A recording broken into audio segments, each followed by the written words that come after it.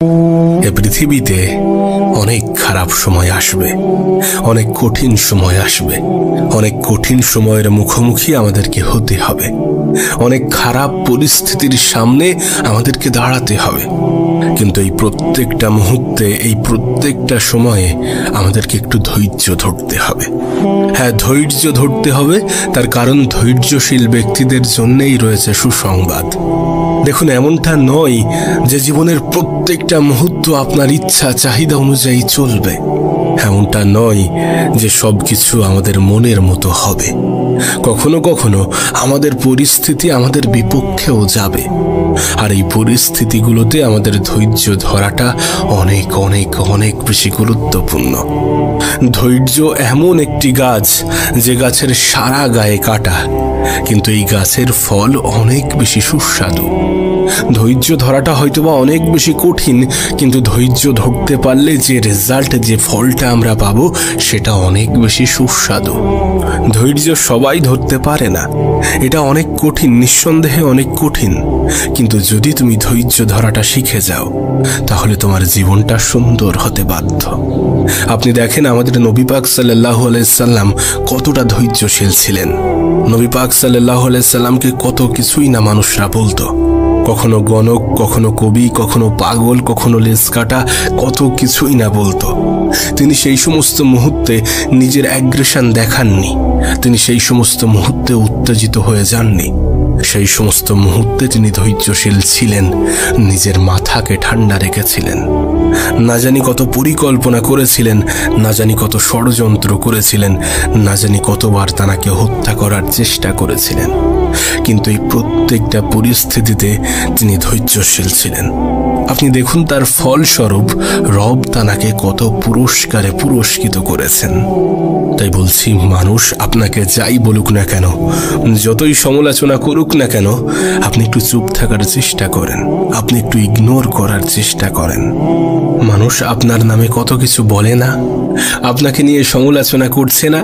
হ্যাঁ, করছে। আপনার পিছনে অনেক সমালোচনা হচ্ছে, অনেক সময় আপনার কানেও সেগুলো আসছে, অনেক সময় আপনার সামনেও মানুষ আপনাকে উল্টো পাল্টা বলছে, অনেক খারাপ কিছু বলছে, যেগুলো সত্যি শুনতে আপনার খারাপ লাগে।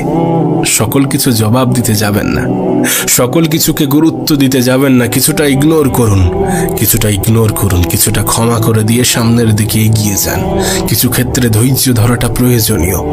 যখন আপনি সকলকে গুরুত্ব দিতে যাবেন, তখন আপনি উত্তেজিত হয়ে পড়বেন, তখন আপনি নিজের উপরে কন্ট্রোল হারিয়ে ফেলবেন। কিছু পরিস্থিতিকে ইগনোর করাটা প্রয়োজনীয়, কিছু প্রশ্নের উত্তর হিসাবে চুপ থাকাটা প্রয়োজনীয়, কিছু মুহূর্তে ধৈর্য ধারণ করাটা প্রয়োজনীয়। কারণ ধৈর্যশীলদের জন্যই রয়েছে সুসংবাদ। একটা কথা মনে রাখবেন, হে পৃথিবীর বিপদ আপদ আমাদের পিছু ছাড়বে না। নবীদেরও পিছু ছাড়েনি, আমাদেরও পিছু ছাড়বে না। খারাপ সময় আসবে, অবশ্যই কঠিন মুহূর্তের মুখোমুখি আমাদেরকে হতে হবে। জীবিত মানুষের জীবনে সমস্যা থাকবে, কিন্তু এই প্রত্যেকটা কঠিন মুহূর্তে আমাদেরকে ধৈর্য ধারণ করতে হবে, আমাদেরকে একটু ধৈর্য ধরতে হবে। একটু ধৈর্য ধরাটা প্রয়োজনীয়। একটা কথা মনে রাখবেন, মুমিনের জীবনে যা কিছু ঘটে সবটাই তার কল্যাণ। মুমিনের জীবনে যখন কোনো সুখ আসে, তখন সে রবের শুকরিয়া আদায় করে, তখন সে রবের প্রশংসা করতে বাধ্য হয়। আর যদি মুমিনের জীবনে দুঃখ আসে, তখন সে ধৈর্য ধরে, তখন সে সবর এখতিয়ার করে। এটাও তো মুমিনের জন্য ভালো। তাই বলা হচ্ছে, মুমিনের জীবনে যা কিছু ঘটে তার সবটাতেই আছে কল্যাণ। দেখুন, আমাদের জীবনে তো দুটি পর্যায়ে আসতে পারে, শুধুমাত্র দুটি জিনিসই তো ঘটতে পারে, যে হয় দুঃখে থাকবো, না হলে সুখে থাকবো। আর আমরা আমাদের সুখের সময় শুকরিয়া আদায় করি, দুঃখের সময় ধৈর্য ধারণ করি, সবর করি। আর যদি শুকরিয়া করাটাও একটা ইবাদত হয়, সবর করাটাও একটা ইবাদত হয়, তাহলে কি মনে হয় না যে আমাদের জীবনটা জুড়েই ইবাদত? একজন প্রকৃত মুমিন তার দুঃখের সময়ে কিন্তু হতাশ হবে না। তার দুঃখের সময়ে সে কিন্তু টেনশন মন খারাপ করে বসে থাকবে না, থাকাও উচিত হবে না।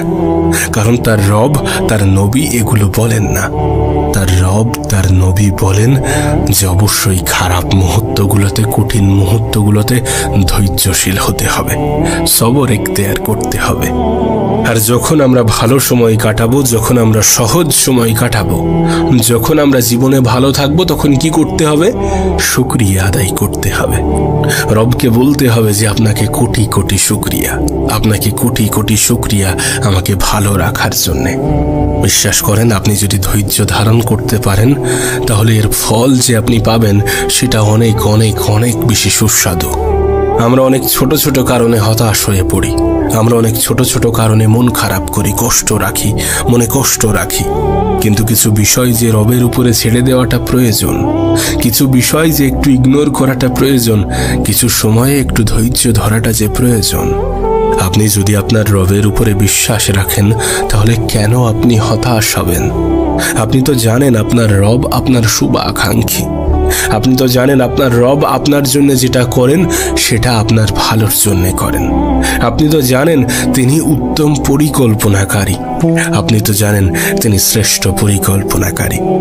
আপনি তো জানেন তিনি খারাপ কিছুর মধ্যেও ভালো কিছু লুকিয়ে রাখেন। নিঃসন্দেহে তিনি খারাপ কিছুর মধ্যেও ভালো কিছু লুকিয়ে রাখেন। যেটাকে আপনি খারাপ ভাবছেন হতে পারে সেটা অতটাও খারাপ নয়। যেটাকে আপনি আপনার জন্য ক্ষতিকর মনে করছেন হতে পারে সেটার মধ্যেই মঙ্গল আছে, হতে পারে সেটার মধ্যেই এমন কিছু লুকিয়ে আছে যেটা আপনার জন্য উত্তম। অবশ্যই এমনটা হয়ে থাকে, অবশ্যই এটা বাস্তব যে খারাপ কিছুর মধ্যেও ভালো কিছু লুকিয়ে থাকে। হয়তোবা আপনি মনে করছেন খারাপ, কিন্তু সেটা আপনার জন্য ভালো। বিশ্বাস করুন, শয়তান সব সময় চাই যে আমরা হতাশ হই, কিন্তু আমাদের হতাশ হওয়া যাবে না। আমাদের হতাশ হওয়া যাবে না। রবের উপর থেকে আস্থা হারালে চলবে না। পরিস্থিতি যতই খারাপ হোক না কেন, রবের উপর থেকে বিশ্বাস হারালে চলবে না। শয়তান আপনাকে বারবার বোঝাতে চাইবে যে হাল ছেড়ে দাও, সেই যেখানে পারছো না হাল ছেড়ে দাও। শয়তান আপনাকে বারবার বলবে যে তোমার সৃষ্টিকর্তা তো সবকিছু জানেন, তারপরেও তোমার জীবনে সমস্যা দিয়েছেন, তার মানে কি তিনি তোমার ভালো চান না? তুমি তানার কেন ইবাদত করবে? শয়তান সবসময়ই আমাদেরকে নেগেটিভিটির দিকে ঠেলে দিতে চাইবে। কিন্তু এই সকল পরিস্থিতিতে একটু ধৈর্যশীল হতে হবে। হ্যাঁ, একটু তো সবর করতে হবে, একটু তো ধৈর্য ধরতে হবে। যদি সুসংবাদ পেতে চান, যদি ধৈর্যের সুমিষ্ট ফল খেতে চান, তাহলে ধৈর্য তো ধরতে হবে। যে কোনো খারাপ সময়কে, যে কোনো বিপদকে ট্যাকেল দেওয়ার প্রথম অস্ত্র কি জানো তো তুমি? যে কোনো খারাপ সময়কে, যে কোনো খারাপ মুহূর্তকে, যে কোনো বিপদকে ট্যাকেল দেওয়ার প্রথম অস্ত্রই হচ্ছে ধৈর্য। যদি জীবনে সত্যি কিছু খারাপ হয়ে থাকে তাহলে সেটা আমাদের আল্লাহই ঠিক করে দেবেন। আমাদেরকে শুধু ধৈর্য ধারণ করতে হবে। তবে তার মানে এমনটা নয় যে ধৈর্য ধরার পরে তুমি হাত গুটিয়ে বসে থাকবে। অবশ্যই তোমাকে চেষ্টা করতে হবে।